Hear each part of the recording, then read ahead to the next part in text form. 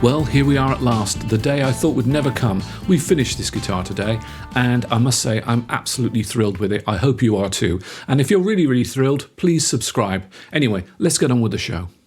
We need to make a scratch plate using our scratch plate template, and we've also got to make a truss rod cover, something matching to go on the headstock there. So, here we go.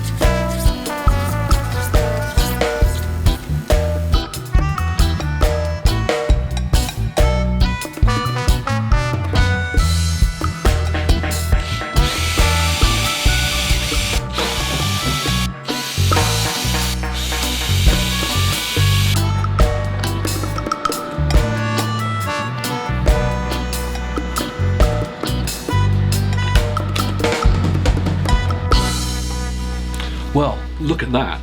I think that this combination of scratch plate and this colour and the limited amount of damage on there just gives it enough of that sort of used look to be convincing. I'm really chuffed with that, and I'm going to leave it for tonight and see what I can do tomorrow. Hardware on tomorrow, I think.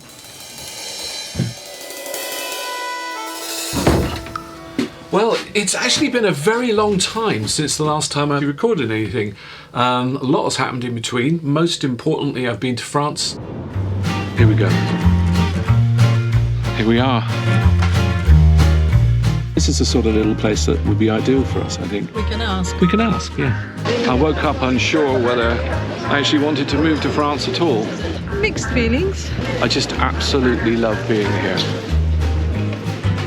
It ticks a lot of boxes, but we were looking for more than 50 bedrooms, and this one has 46, so...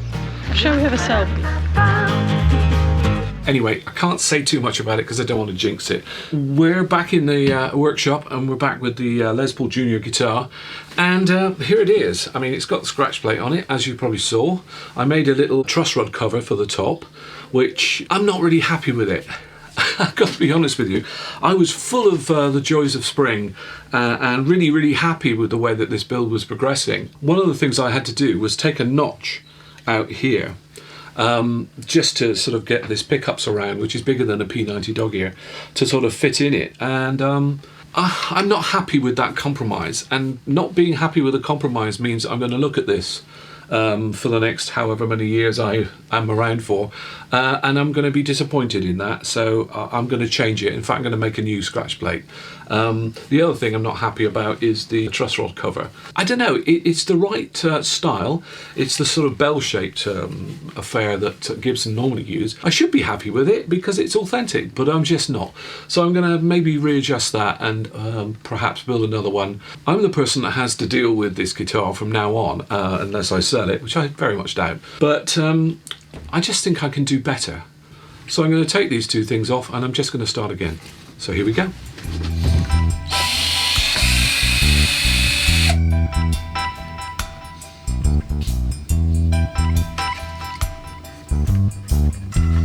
Something's gone wrong with the symmetry of this scratch plate with regards to the body of the guitar. Whatever has happened, I'm going to use the scratch plate that I've already made as the basis for a template for a new scratch plate. And obviously I'm going to have to slightly modify some of these lines. So if I place it back onto the guitar, I think I can assess that I want to bring the whole scratch plate across the top of the guitar a little, and then I'm going to have to remodel the way that it fits into the cutaway, but also change this line here very slightly so that it swoops out just a little further and just misses the edge of the pickup. So to do this, I'm going to have to put this onto a piece of paper, trace it out, make a rough template, and then modify that template to come up with the final design, and then transfer that across to the material and cut it out.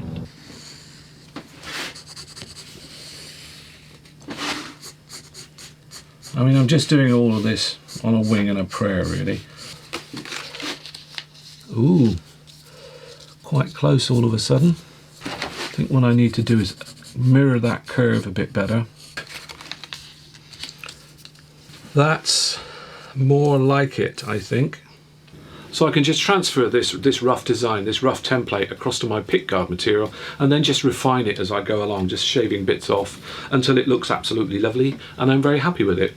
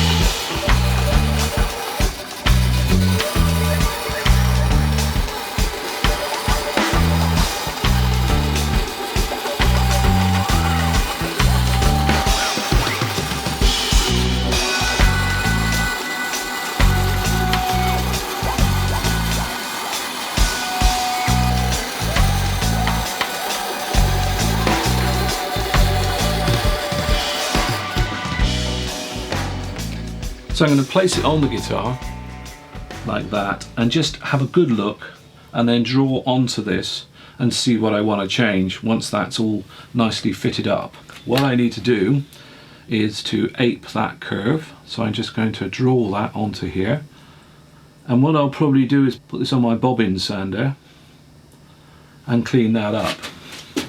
This is too big, this area, so I'm going to shorten this area around so it's got a more of an elegant swoop. And hopefully that'll still cover the old screw hole. This is all looking good. I'm happy with this. I'm just going to give myself... Now here, I want to clear this side of the guitar by a nice margin. So I'm just going to draw the margin on here so that I get a good shape around the edge of the guitar. But I'm going to creep up on all these lines and just keep checking it against the instrument to make sure that I'm on course. The worst thing I could possibly do would be to actually go over these lines and take too much material away, so I'm just going to be a bit cautious.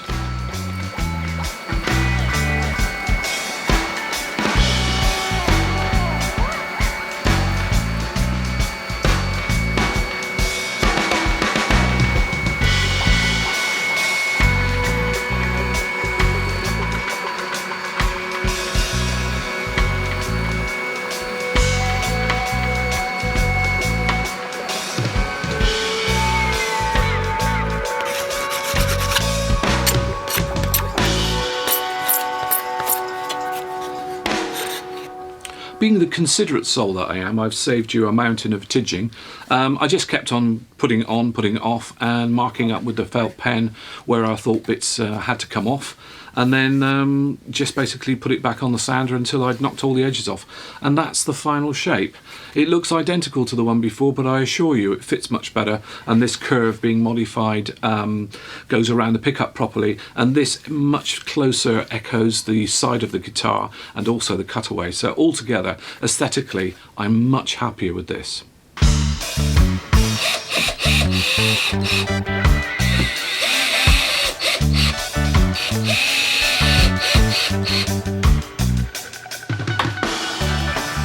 So there you are, there's the completely remade scratch plate pickguard in place, and I have to say I'm so glad I made the effort to do this, because if it isn't right, it isn't right, and I'm just going to look at it forever and regret We're going to make a simplified truss rod cover. I don't like this bell, the bell-shaped Gibson style truss rod cover. I don't know, it just doesn't fit. This just needs to be a simple half an oval, I don't know. So I'm going to make one of those. When you make pick guards, you end up with lots and lots of offcuts. Don't throw them away, keep them, because you can make truss rod covers out of them, and that's what I'm going to do with this bit.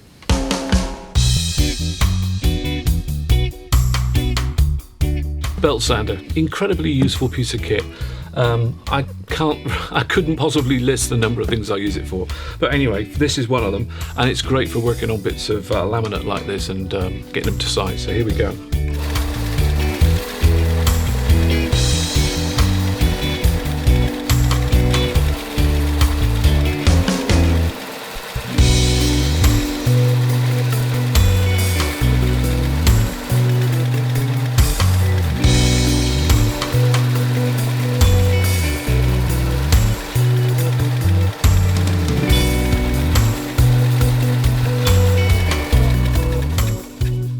Yeah, it really is that easy and that quick. I may even show that to you in its entirety. I mean, it's fast and it's accurate, and you end up with something that's rather beautiful. In fact, it's a bit like a Star Trek badge, isn't it, really? Jackie.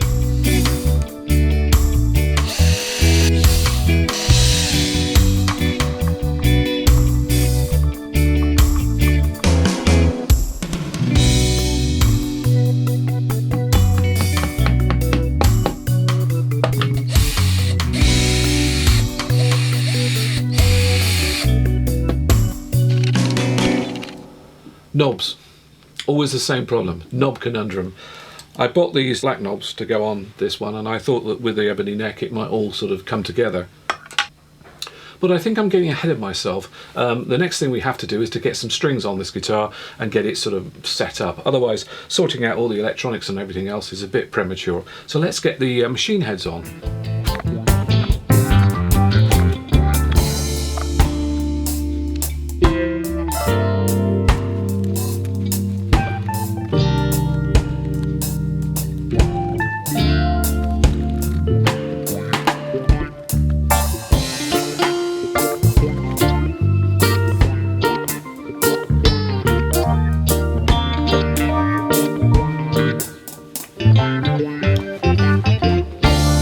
Well, they're looking fantastic, and the nut is in and is solid. It's amazing. All you need with a nut is a tiny drip of super glue, but it's enough to hold it in place whilst you're stringing up. And that's all you really need. If it's held in with any more than that, it's going to be a problem in the future. Anyway, the next thing is the big thing. I'm going to put some strings on this guitar, which is a fantastic moment in guitar making.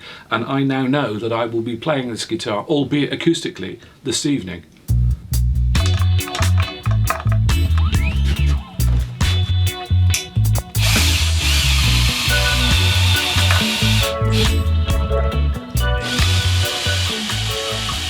It's at this point that we realise for the first time the neck angle is actually about right. I'm only having to lift the bridge a very little bit before it can ring clear.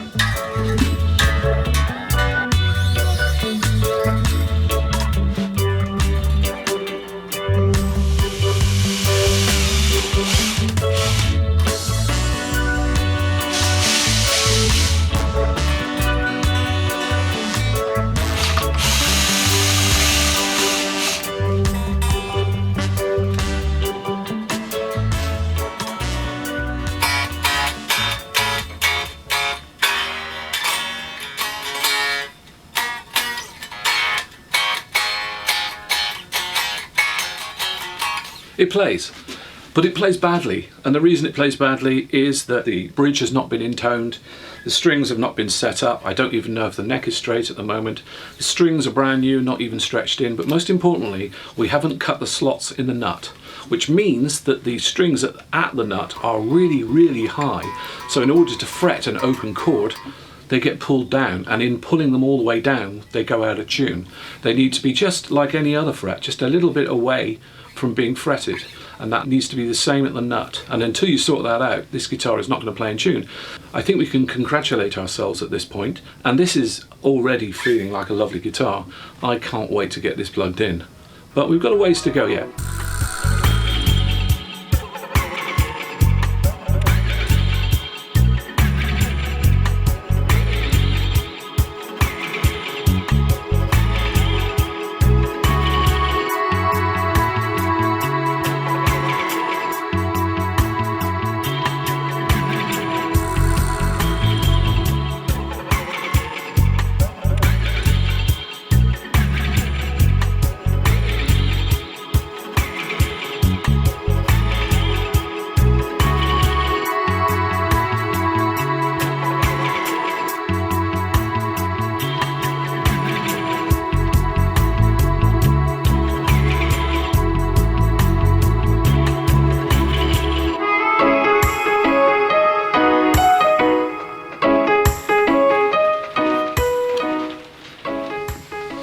So we're fully assembled and we're wired up, ready to go. So I could like plug it in and go crang crang and get used to it, but it's got no knobs on it yet, and I've still got to put the strap buttons on. So that's obviously our next job.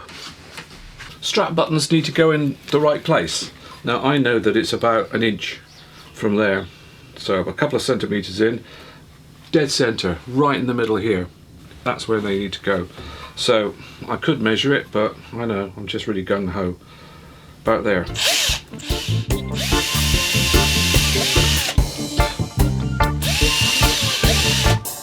Pilot hole done.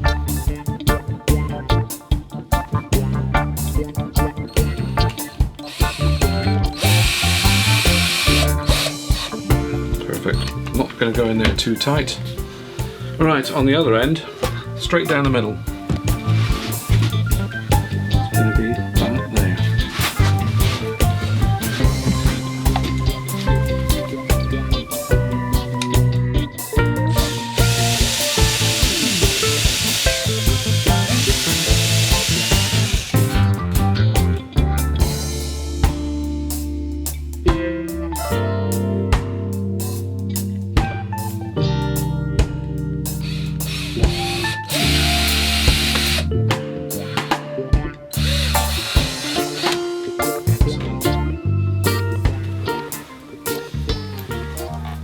Beautiful. Knobs on. Excellent. Now I got 2 sets of knobs for this. I got some black ones and I got some chrome ones, as I've explained before. But I thought the black ones would go great. I thought they looked really great, and they do look nice. I mean, look, they actually look really quite lovely, and they sort of suit the guitar very well. They match the neck. But we've got a lot of chrome hardware on here, and I came across these chrome ones. And I think these look rather special.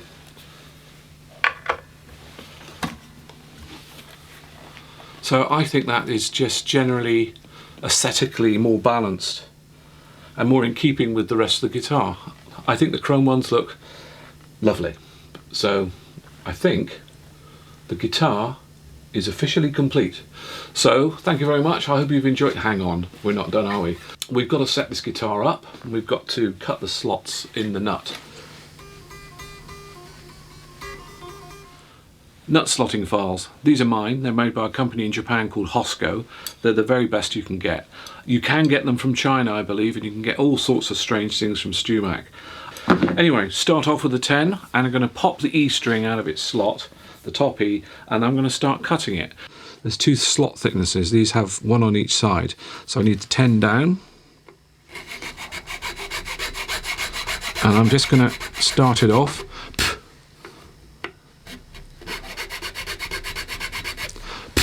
Then immediately test it to see how far I'm going. No, I've got quite a way to go. Let's pop that out again. And making sure it's the right side. There we go. I tend to do these at a bit of an angle because the string goes over at an angle. I mean, what I'm aiming for is around about 2 string widths above that fret. If I do overshoot, it's either a nut repair, which can be done with super glue and dust, but I don't want to have to demonstrate that. Now I think I'm going to stop there. That's not going to offer much resistance, so let's tighten the string back up.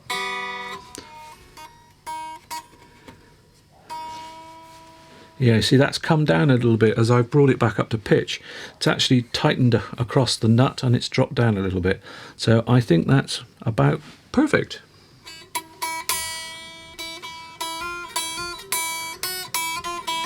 So it takes about the same pressure to fret the note here as it does here. And that's how it should be.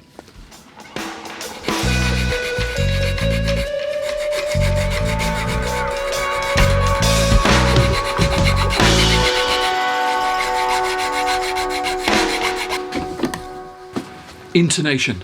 Intonation is one of those things that a lot of us don't get, and I have to confess that for a few years after I started making guitars, I didn't really get it. I think it's a source of much confusion and much angst in guitar making. It has been talked up as being complicated, but it isn't really. All it is the guitar being in tune with itself, being in tune up and down the neck. Now, having set your sort of scale length, you would have thought that mathematically, if you get the scale length right and your frets are all in the right place, then everything should be perfect. But as we well know, life doesn't work that way. We have to slightly jig the position of those bridge saddles so that the guitar tracks correctly when we play chords in different positions on the neck. And that is intonation. And this is how you set it up. This is my intonation rig. Now, there's something wrong with it, and I wonder if you can spot what it is. There's something you absolutely mustn't do when you set up the intonation. Got it? Well, it's this. You must not support the neck. The neck needs to be flat. If you do it with something supporting the neck like that, it's almost certainly going to bend the neck, it's going to change the intonation, and also it's going to whip and bend when you press down on the frets, which is what we'll be doing very shortly. Another key element that's on the desk here is my iPad. My iPad is running a piece of software called iStrobeSoft, which is a strobe tuner. So when I play the guitar, it shows me a wibbly pattern. Now, the most important thing about the wibbly pattern is it should stay still, or relatively still. It doesn't have to be like rock solid, but it has to be still. And when I fret the higher note at the octave, it should stay pretty much there as well. And now I can see it's tracking around a bit, so what I need to do is just alter the position of the bridge until that is reduced, which will cause me to have to retune. So tune that until it's not moving, play the octave as gently as I can, and I'm within single figures of that, so I can tighten this up a little bit more. This moves the bridge back a bit, so I'm making the string longer, which will take the note down. As you can see, it's going down. Okay, retune. Okay, stationary, play the octave. Now see, it's moving very slowly. There we go. Now that's pretty much it. We're in tune, so the intonation for the bottomy is set. Now, given that there are only 2 points that I can adjust on this neck, apart from the G and the B, which is something slightly different, I can now attack the top E. Okay, let's see if we can do this. Pretty much stationary. Pretty much stationary. So this guitar, from the bottom E to the top E, is intoned. The only thing that I have to adjust is potentially the G and the B, because they're the only other variation that I've actually got on this guitar. And in order to do that, I need to slacken off that central screw and slide it backwards and forwards. Now that is incredibly difficult, and I need about 3 pairs of hands to do that, and a screwdriver, and push it back. So all I do is slacken off the Allen key there, and then push it here to move it back. I honestly don't think I can do that and film at the same time, but trust me, it works that way. So if I try the G,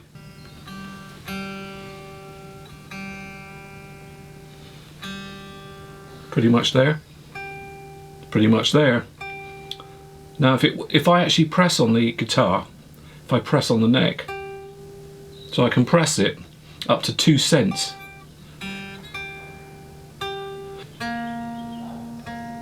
Yeah, see the A is only very slightly drifting, and given I have no adjustment on the A whatsoever, I'm pretty happy with that. So the E, A, D, G, B, E strings are now all intoned, so I can feel confident that if I play an open chord and a fretted chord, they should be in tune with the guitar internally, and that's what intonation is. And the intonation on this is now set, and suddenly it's over.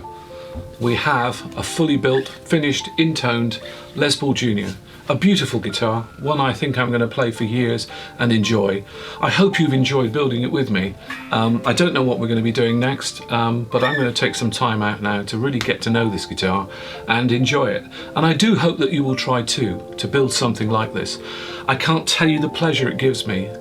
You have to do it, you have to experience it. And I know so many of you got in touch with me saying that you've enjoyed these series so much. It's been an absolute pleasure as always, and I hope you stick with me. Please subscribe if you can, and I'll be back with you soon, I'm sure.